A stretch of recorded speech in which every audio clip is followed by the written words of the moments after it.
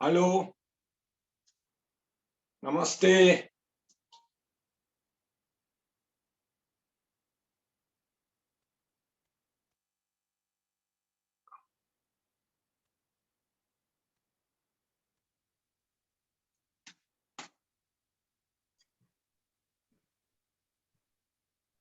Namaste. Welcome to Bhakti channel.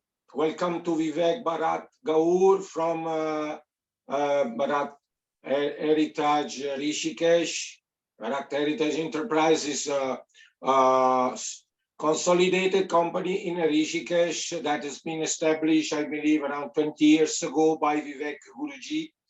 Vivek is belonging to old and very much known family of Brahmin, and he's been a friend of mine since 20 years. We have been sharing many moments, and today we are introducing the concept of the Hindu concept, Sanatana Dharma, of mantra. But let us start first to send auspicious prayers to the Devi so that will inspire us from the Chandi.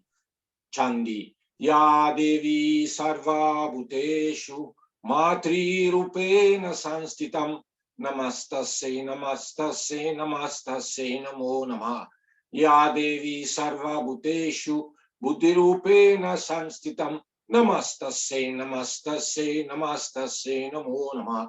Ya Devi Sarva Bhuteshu Shanti Rupena Sanstitam Namastasya Namastasya Namastasya Namo Namah.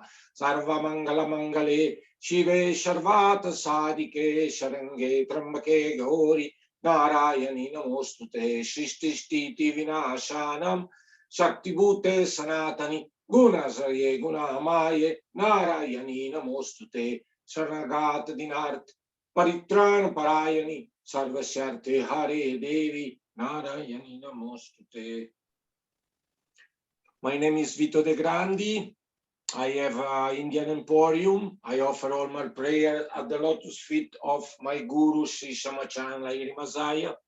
In case you are interested to get in touch with me, you can connect to Vito De Grandi Indian Emporium or see my website, vitodegrandi.com.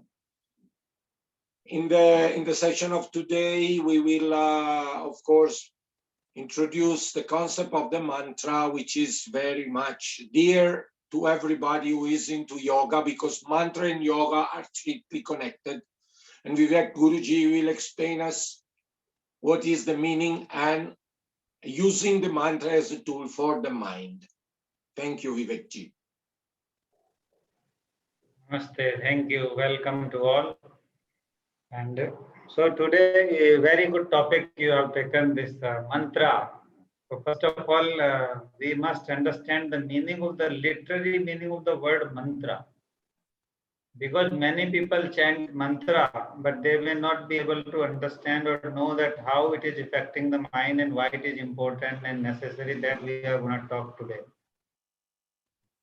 So the mantra made of two different words, man plus tra.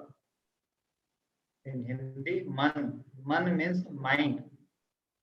And tra means extension or liberation. You can take any of the meaning. Liberation or extension. So mantra together meaning is liberation of mind or extension of mind. Extension of mind means what? That when your mind is free, it gets free from whatever level it was. So, because this is the most important problem for us to control the mind. Because what is yoga? As you said, yoga and mantra are connected, because when Saint Patanjali has given this knowledge of yoga to us, he wrote one book, Patanjali Yoga Sutra. And in this book is all the mantras. So all the mantras and all different kind of, sentences and verses are there. So the very first mantra of this book is Atha Yoga Nusasana. Let us follow the discipline of yoga. But in the second line, he explained what is yoga. If you are talking about a new subject in any time of the world time, then you introduce the subject. So he introduced what is yoga in the second line itself, the second verse itself. That is yoga chitta vritti nirodha in Sanskrit language. Yoga chitta vritti nirodha means yoga is the control of thought waves of mind. So what is yoga? There are many definitions people give, but this is the definition given by Saint Patanjali himself, who has given this knowledge of yoga to us few thousand years ago. So the meaning is, if you are able to control your thoughts, you are yogi. You are not yogi if you just change your clothes to the saffron color and have long beard and having malas and garlands and necklaces. Then you are not yogi. Maybe it's outsider. But if you are able to control your thoughts, no matter what you are doing in your life, your thought is in your control. They don't control you, you control them. Then you are a yogi person. I mean, it is very easy to say, control your thought. But for this purpose, they have given us various methods to do it. How to do it, how to control the mind. So one of this method is through mantra. By mantra, you can also control your thoughts. Because thoughts come from this mind, and mind is what?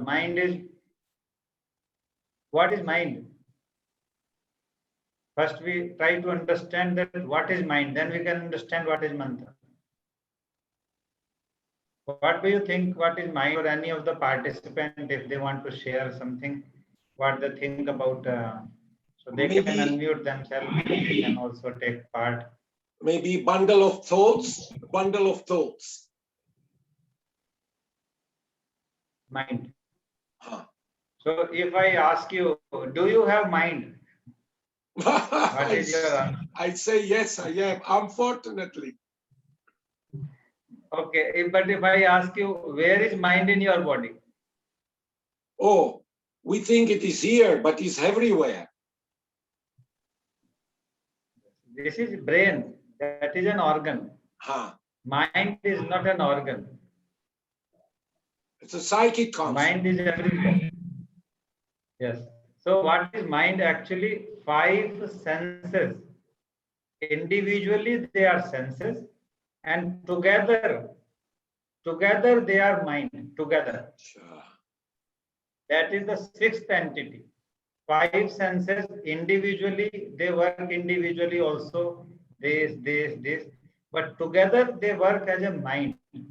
So what you perceive, perception, what we perceive from this world, that is done through our senses together, that is our mind.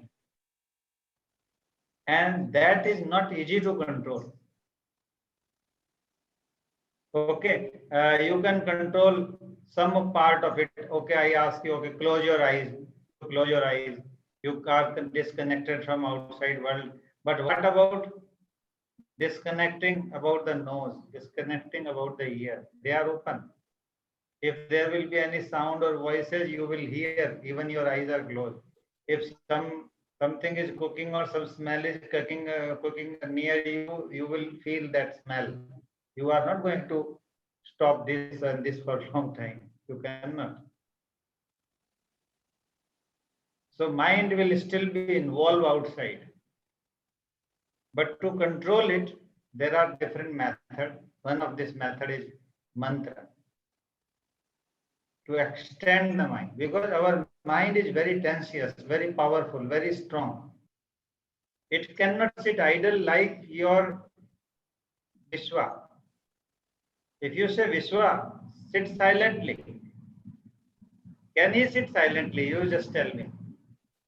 Oh, sit silently at this place for 5 minutes, 10 minutes. Can he sit? He cannot.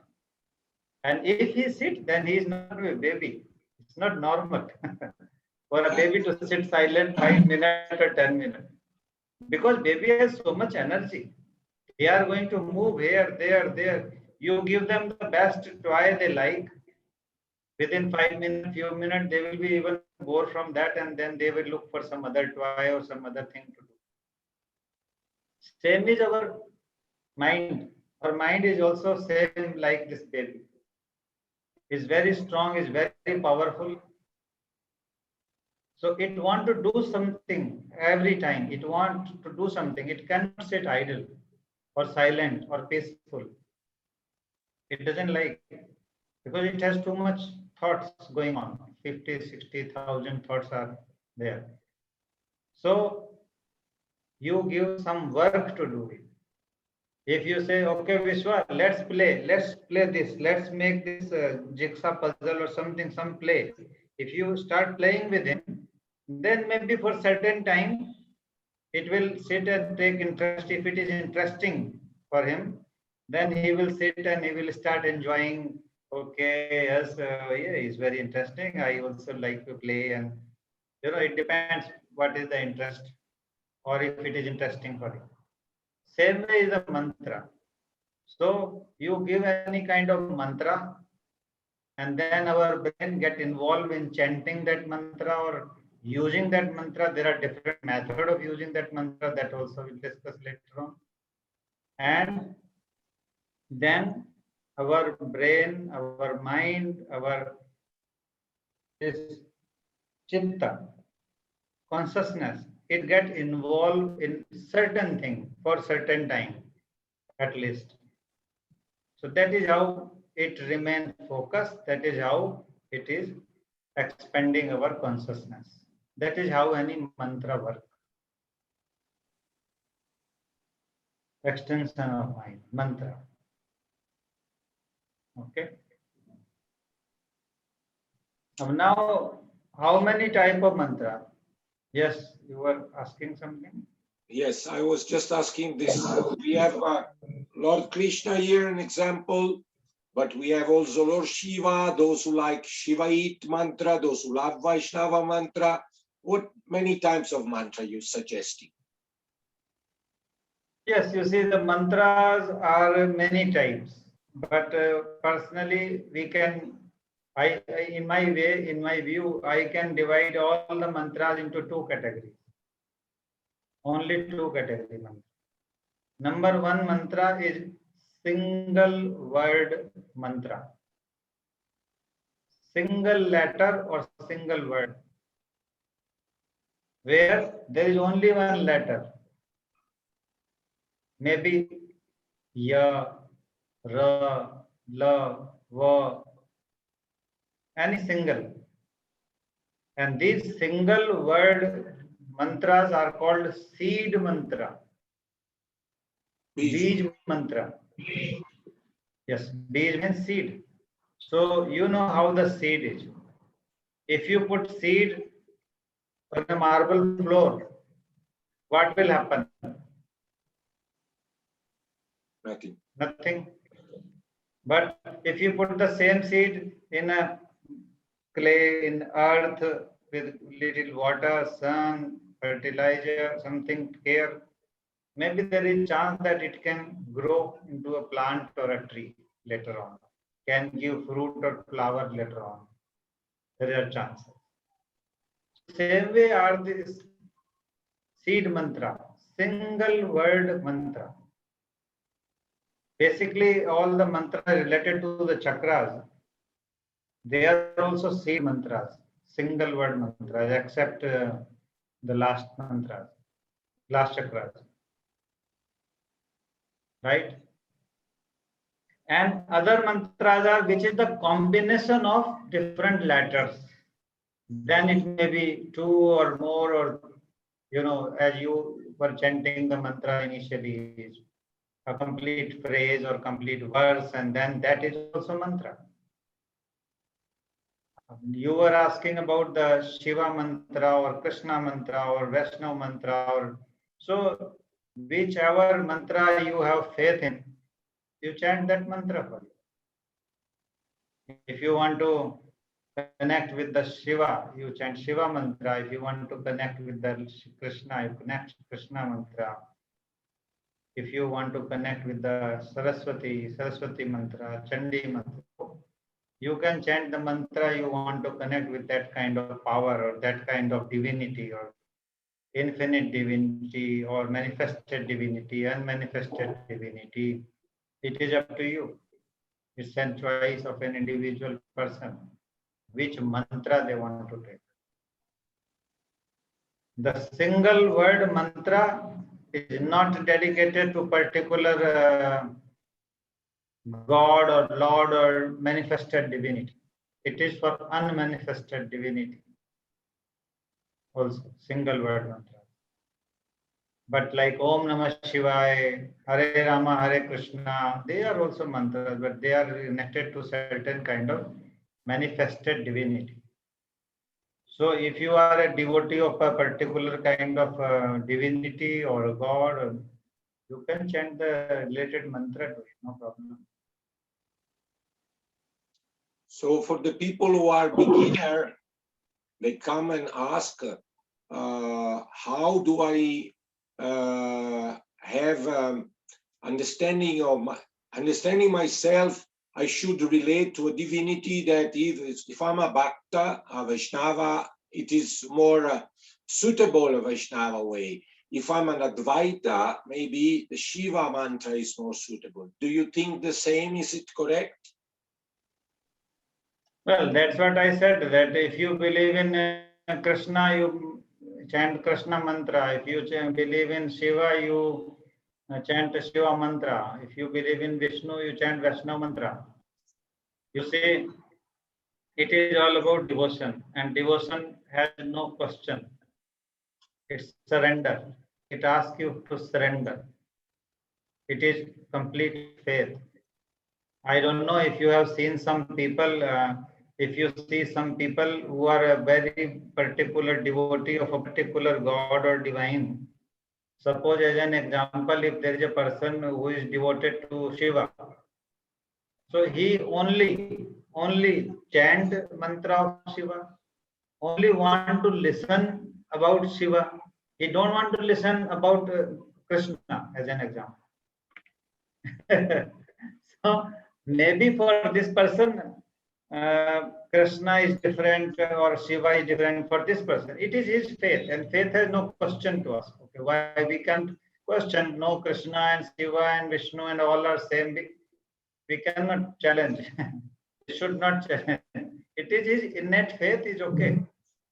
So this person who is having a complete innate faith in Lord Shiva, only chant Shiva mantras, only talk about Shiva, only listen about Shiva, only hear about Shiva. And if you go and start talking about Krishna or any other god as an example, they have a different specific kind of a bell in their ears, you know. They have this kind of bell in the ear, and they will start doing like this. So even the name of that other god will not go to their ear.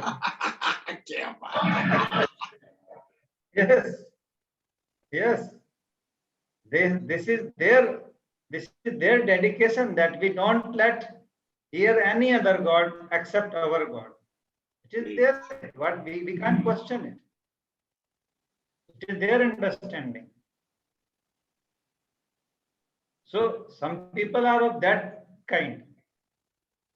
And some people like me, I believe in all God is same for me, you know, Krishna, Shiva, all is same for me. This is also God for me. Divinity manifested is also okay for me. Manifested, unmanifested is also okay for me. So I believe in all.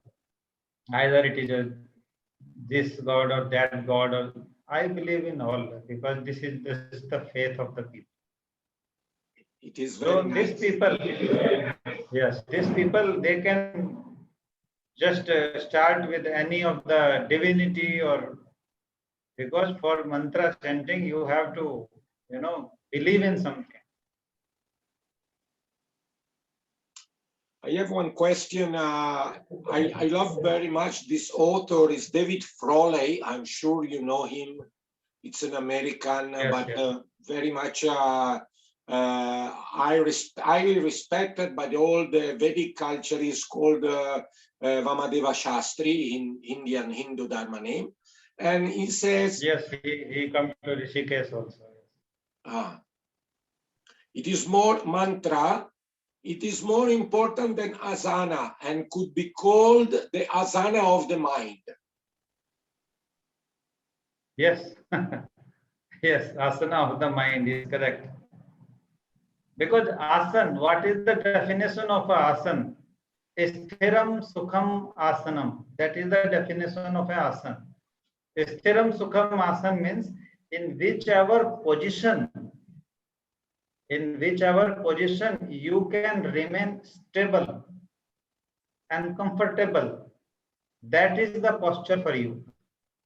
That is the position for you. So same way, if by chanting a particular mantra you can remain stable, you can remain comfortable, that is the asana for the mantra, asana for the mind too. Very good definition. It is very good definition. So I can understand why he is saying like this.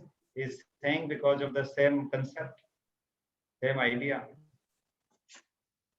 And Vamadeva Ji says also about Ayurveda, that Ayurveda consider mantra to be its most important healing method.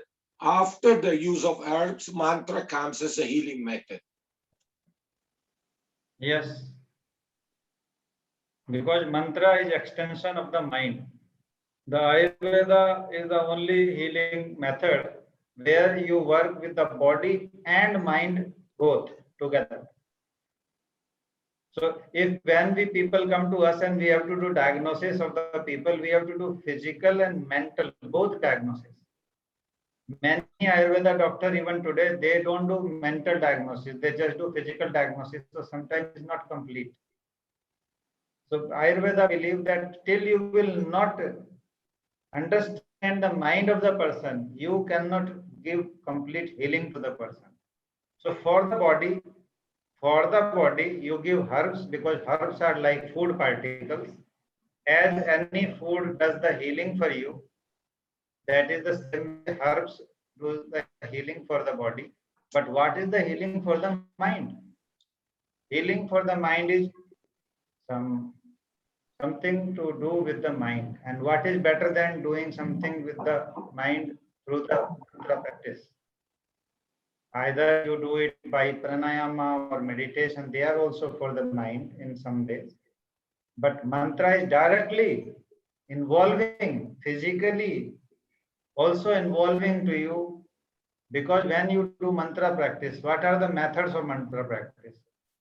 Either you do by the necklace or a garland of 108 beads, or there are certain books or notebooks, there are small section, and you keep repeating, you keep writing the same name or mantra again and again and again. Some people do that method also. So, or some people just do the chanting, loud chanting, by repeating the some particular word, particular mantra, or some may do it without loud, internally, eyes closed and chanting mantra internally. So different methods may be there, but they all are working to liberate you from your previous thoughts. And then one stage comes that the mantra even leave behind, and you live in the state without any mantra, complete space. That is called transcendental meditation. That you transcend. In transcendental meditation by Maharshi Mahesh Yogi, what is their method? They also give you some Bij mantra to chant to start with, because it's not easy. Just I say, okay, you close your eyes and you will be transcend to higher level of spirituality or higher level of mindset or something. So physically we do something, okay, we start chanting mantra, maybe by speaking. That particular mantra is being given by your teacher or master, or according to your particular need or age and sex, and many different things are considered when a guru gives mantra to the people. and then you chant mantra, chanting, and then one time comes that you are not even physically chanting. It is automatically in back of your mind is chanting is happening. Because mantra practice is done by two methods, japa yoga and ajapa yoga. I wanted to ask you, Vivekji, there's a beautiful story. You may listen for a few minutes and then you understand why I'm telling this story. There was a Maharaja of an empire that have a very wonderful and very devotee servant that was doing everything for him. And the king was very much attached to him. One day, but the servant one day knew that his guru was coming in the city nearby, and he went to the king and said, I want to take leave from you for 3 days because there is my guru and he's repeating and giving to the students Gayatri mantra. And the king said, no way, I'm not going to let you go there. And the servant said, why? There is a simple reason. Everybody know the Gayatri mantra. You just take it from a book. You start to chant the Gayatri mantra, you will be at peace and you stay here and work for me. I don't let you go in any case. The servant said, no, Maharaja, it doesn't work like this. And so the king got a bit upset because the servant was disrespectful and say, why? It's not like this. What do you say now? The mantra is all and the same. You just read it and you will be comfortable with it. No, at a certain point, the servant called, there were so many people listening to this quarreling, and the servant called the guards of the king and said, guards, arrest the king. And nobody of the guards moved. And said, guard, arrest the king again. And nobody of the guards moved. And then the king got very, very angry and said, guards, arrest this servant and put him in jail. And all the guards stood up and arrested the servant. And so the servant said, you see, king, just because of your power, your vak, your speak has become powerful and the guards have arrested me.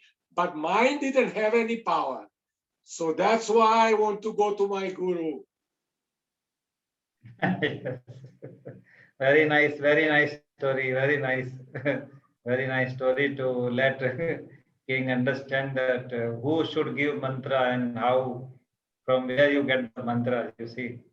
Very nice. Very good. Thank you for sharing this story. So it is important that the mantra has to come from someone. Well, it also depends on the purpose. You see, it also depends what is your purpose. Suppose your purpose is okay, you see people, if your purpose is like a devotion, Om Namah Shivaya, the common mantra you can chant, available mantra you can chant like King was saying. But if your purpose is something very personal, very private, and you want to get a particular mantra just for your personal need or personal purpose, then it must come from some source to which may be your guru or which may be your master or teacher to whom you believe that this person can give you some mantra.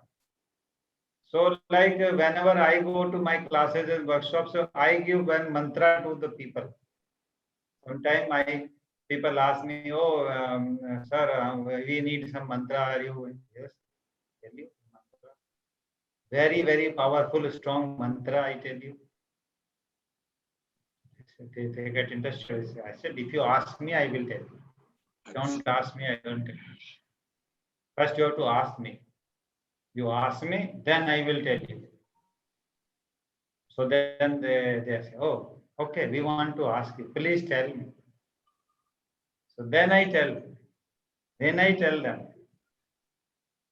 And then some people later on told me, whatever I have informed them, they were chanting that mantra and that benefited them.